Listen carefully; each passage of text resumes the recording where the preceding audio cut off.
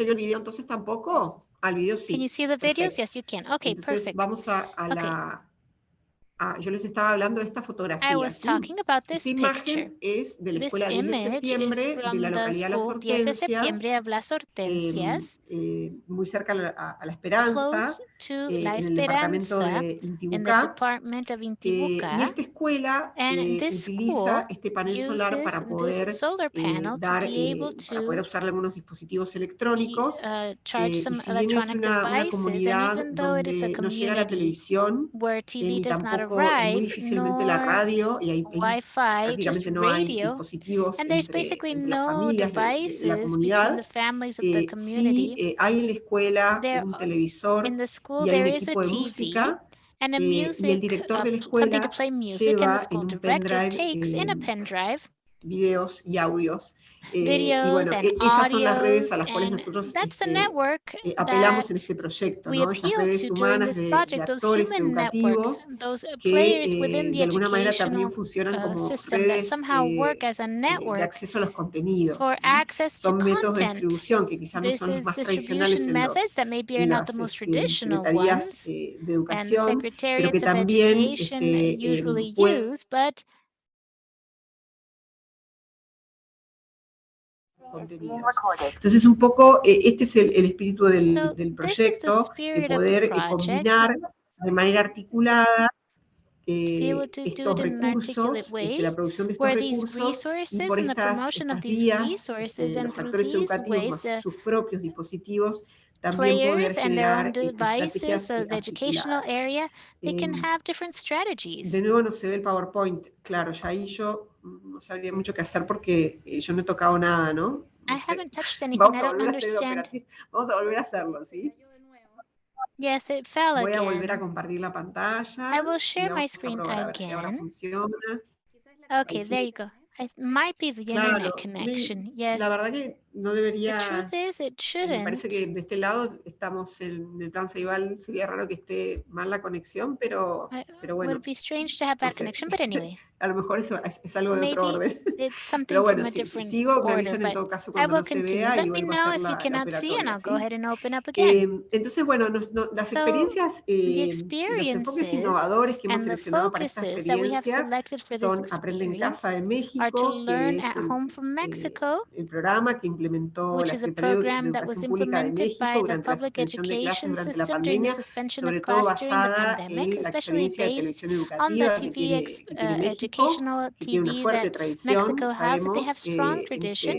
And we este tipo de know contenidos. that this kind of CEIBAL en Casa, que content es la experiencia is utilizada taking it por home, which is the Uruguay, experience used by creada por el Uruguay, Plan sorry, CEIBAL, también CEIBAL para in hacer home, frente which a was what la Uruguay interrupción de used to clases be en able Uruguay, que to tiene have class at un home énfasis from with más the en sistemas interruption that they had, digitales, and this y has more también a hemos digital analizado contenidos system. And then we educativos also have a educational través de content from the nuestra BBC of metodología London. básicamente The estuvo basada en methodology hacer un basically was based diagnóstico on carrying out a de diagnosis las comunidades rurales of the rural de ambos communities of países, both basado countries, no solo based en not la only situación on the situation de las posibilidades of the possibilities tecnológicas que tienen las having to escuelas, do with sino technology también that y the prestando schools mucha have, but atención also paying a a lot of características attention to culturales, cultural characteristics, a la vida cotidiana de everyday los life estudiantes, de los niños, of de the las niñas, de las students and the familias, children and a los principales families, desafíos que at the tienen main challenges that no they solo en have, sus not trayectos only escolares in primarios y their secundarios, sino journeys a in school, futuro, but also looking y towards the future, generando una and in caracterización generating de la characterization diversidad de of niños y niñas que diversity of componen children who are a la comunidad de part estudiantes, of the y a student partir de ellos community, and from construimos them build personas que son people, identidades ficticias people who are de determinadas fictional personas que sirven identity of para certain people that can be recrear used de una to manera con información recreate somehow real with real la information diversidad the de diversity usuarios of que hay users en relación a un objeto that que se quiere diseñar, are ¿no? in Es una metodología relation para poder to an diseñar. object that wants to be designed. It's a way to En nuestro design. caso, esa In our metodología nos case, this permite methodology poder allows us diseñar to el be able to prototipo design a que vamos a prototype aplicar